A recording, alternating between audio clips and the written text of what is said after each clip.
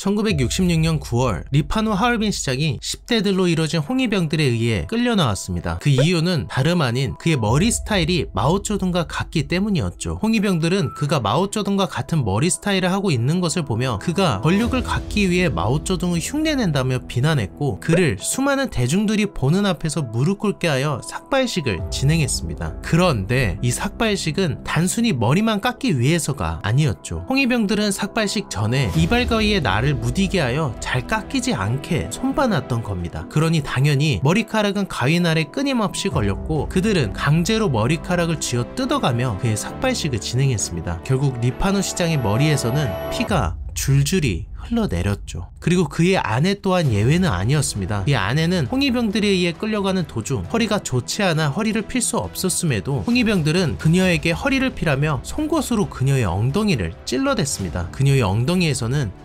끊임없이 피가 흘러내렸죠. 리파노 시장과 그의 아내는 공산당원임을 자랑스럽게 여기며 공산당의 선두에 있었음에도 왜 이런 끔찍한 일을 당한 걸까요? 그리고 이들을 반공분자라고 고발한 이는 다름 아닌 그들의 친딸이었는데, 그녀는 왜 자신의 부모를 이토록 처참한 상황에 놓이게 했을까요? 마오쩌둥의 공산당은 장제스의 국민당과의 전쟁에서 승리하였고, 장제스를 중국 본토에서 완전히 몰아내며 그들 스스로를 중국 내 유일한 독재당으로 만들었습니다.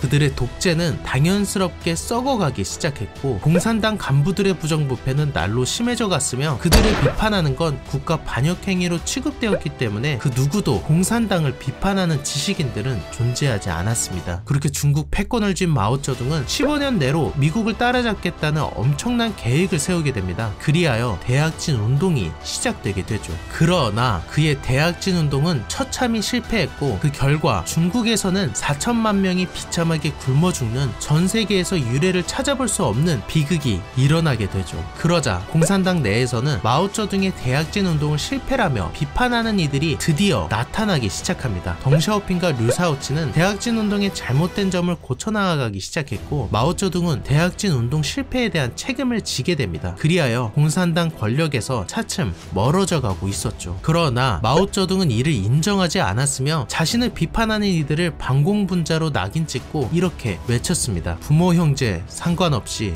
그들을 처단하라. 그렇게 중국 역사상 최악의 사태가 발생하게 됩니다. 마오쩌둥은 중국이 못 사는 이유가 부르주아들이 아직 다 척결되지 못했다고 외치며 그들을 샅샅이 뒤져 말살시켜야 한다고 주장했습니다. 그의 터무니없는 발상은 매우 성공적으로 전달되었고, 전국적으로 붉은 수첩을 든 이 홍위병들이 반공분자를 찾아다니며 그들을 처단하기 시작했죠. 그 과정에서 덩샤오핑과 류사오치는 반공분자로 낙인 찍혀 홍위병들에 의해 척결되었고, 그들은 온갖 모욕과 폭행을 당한 뒤 강제 노역을 하는 신세로 전락했죠. 마오쩌둥은 계급에 대한 혁명을 주장했고, 이는 기존에 있던 기성세대들과 학생들 간의 갈등이 폭발하는 계기가 되었으며, 반공분자라는 낙인이 찍히게 되면 이들에게 행해지는 온갖 폭력과 살인이 정당화되었습니다. 홍위병들은 대부분 10대로 구성되어 있었고, 13살에서 14살의 청소년들조차 반공분자라는 이유를 내세우며 학교의 선생님들을 포함한 기득권 세력들을 묶어서 대중 앞에 무릎 꿇게 했으며, 그들의 뺨을 때리고 머리카락을 쥐어뜯고 온갖 모욕적인 말을 쏟아부었습니다. 홍위병들 중에는 반공분자라고 낙인 찍힌 이들을 살해하는 이들도 있었고, 홍위병들에게 당한 모욕감이나 두려움 때문에 자살하는 이들도 끊이질 않았습니다. 이 학생들은 어릴 적부터 신격화된 마오쩌둥에 대한 숭배에 가까운 교육을 받아왔으며, 그를 따르고 추종하는 과정에서 일어나는 반인륜적 행위들은 범죄로 취급받지 않았죠. 그렇게 공산당의 주요 관료들은 부르주아 척결이라는 명목 아래 끌려나와 죽임을 당하거나 온갖 모욕과 폭행을 당했고, 반공분자로 찍힌 자들과 그의 가족들은 강제 노역에 시달려야 했습니다. 이들이 부르는 이 혁명은 전국적으로 퍼져나가며 점차 걷잡을 수 없어졌고, 중국은 사실상 무정부 상태에 돌입하게 됩니다. 그러나 홍위병들은 기득권들에게만 두려움의 대상이 아니었습니다. 아무리 홍위병으로 활동하고 있었다 하더라도 한번 반동분자로 몰아세워지면 그 순간 그와 그의 가족들의 인생은 나락으로 떨어졌죠. 이들은 자신이 신실한 공산 공산당 임원임을 증명하기 위해 더욱 잔인하고 가혹해졌으며 심지어는 자신이 반동분자로 내세워지기 전에 자신의 경쟁자를 반동분자로 만들기도 했습니다. 급기야 홍위병들 내에서 내란까지 발생하며 이들은 점차 고삐 풀린 망아지꼴이 되어갔죠. 그렇게 중국은 점차 나락으로 빠져들기 시작했고 마오쩌둥조차 이 사태를 수습하진 못했습니다. 문화대혁명은 마오쩌둥이 사망하기 직전까지 계속 이어졌고 그가 사망하자 그를 추모하는 이들과 그에 반대하는 시위가 동시에 일어나는 웃지 못할 사태가 발생하기도 합니다. 그렇게 마오쩌둥이 버려놓은 반인륜적 범죄 행각은 점차 끝이 보이기 시작했고 마오쩌둥이 사망한 지 2달 뒤 마오쩌둥의 지시하에 홍위병들을 선동한 그의 최측근 4명이 재판대에 오르게 됩니다. 마오쩌둥의 4번째 아내인 장칭은 사형을 그리고 나머지 셋은 무기징역을 선고받게 되죠. 그런데 마오쩌둥의 4번째 아내인 장칭은 사형이 상고되자 억울하다며 소리쳤습니다. 이 재판은 마오쩌둥을 부정하는 짓이며 문화대혁명에 참여한 8억 인민들을 모욕하는 짓이다. 실제로 이 같은 판결은 중국 공산당의 신과 같은 존재인 마오쩌둥을 부정하는 일이었습니다. 그러나 그럼에도 불구하고 천안문에는 마오쩌둥의 초상화가 자랑스럽게 걸려 있습니다. 공산당은 마오쩌둥의 범행을 공개적으로 비판하고 개선하는 것보다 마오쩌둥의 지지 기반을 그대로 흡수하여 공산당을 유지하는 것이 공산당 독재에 더 득이 된다 판단하였고 오늘날의 중국은 결국 마오쩌둥이 이뤄낸 것이라며 이를 어려서부터 교육하는 우상화와 신격화는 여전히 진행 중에 있습니다. 그가 살던 집은 중국인들이 가장 좋아하는 관광 명소 중 하나이며 오늘날까지 많은 이들이 여길 찾아가고 있습니다. 중국인들은 그가 저지른 반인륜적 범죄 행위에 대해 당시의 시대적 상황을 고려해야 한다며 실수라고 합리화해주며 그가 가진 사상과 업적을 높게 보라며 이야기하곤 하죠. 혹시 최근에 중국이 중국했다라는 말 들어보신 적 있으신가요? 중국은 현재 도덕이라는 개념이 상실되어 있습니다. 중국인들은 극단적 개인주의에 빠져 있고 그들은 자신들의 민족이 최우선이며 그로 인해 타인이 피해를 보더라도 어떠한 죄의식도 갖지 못하고 있고 이해관계 없는 타인을 돕는다는 개념은 사라진 지 오래입니다. 중국은 정부가 나서서 역사적 반인륜 범죄를 합리화했고 정당화했으며 중국 내에서 4천만 명이 죽임을 당했음에도 그 어떤 누구도 대약진 운동과 문화대혁명을 비판할 수 없게 만들었습니다. 중국 사회에는 정의라는 개념이 사라졌고 그 어느 누구도 정의를 위해 고뇌하며 자신의 행동을 돌아보지 않습니다. 그저 물질 만능주의와 개인주의만이 유일한 가치로 여겨지고 있죠. 그런데 이들의 모습이 매우 우습고 한심스러워 보일 수 있으나 우리 또한 우리의 역사를 그렇게 만들고 있지는 않은지 고민해볼 필요가 있다고 생각합니다. 대한민국은 1948년 남한에서 단독 정부가 세워진 이후 무려 40여 년 동안 독재자만 바뀐 채 독재 정권이 이어져 왔습니다. 살 수 없이 많은 국민들이 거리로 나와 시위를 통해 민주화를 이뤄내기 전까지는 독재 정부에 반대하는 이들은 무조건 적으로 규정되어 온갖 고문과 핍박을 받아왔으며 너무나 많은 이들이 소리 소문 없이 죽임을 당해왔습니다. 심지어 정부에 맞서지 않았음에도 그저 의혹이 있다는 이유로 고문받기도 하였고 그 고문들은 국익이라는 이름 앞에서 정당화되어 왔습니다. 그럼에도 누군가는 독재자들이 세운 업적을 칭송하며 그들이 없었더라면 오늘날의 대한민국도 없었을 것이라며 찬양하는 이들이 있습니다. 이들을 지지하고 옹호하는 사람들의 주장처럼 우리나라가 이들이 없었다면 오늘날의 대한민국이 없었을 수도 있습니다. 그러나 이들이 없었더라도 누군가가 이들을 대신하여 오늘날의 대한민국으로 이끌어갔을 수도 있습니다.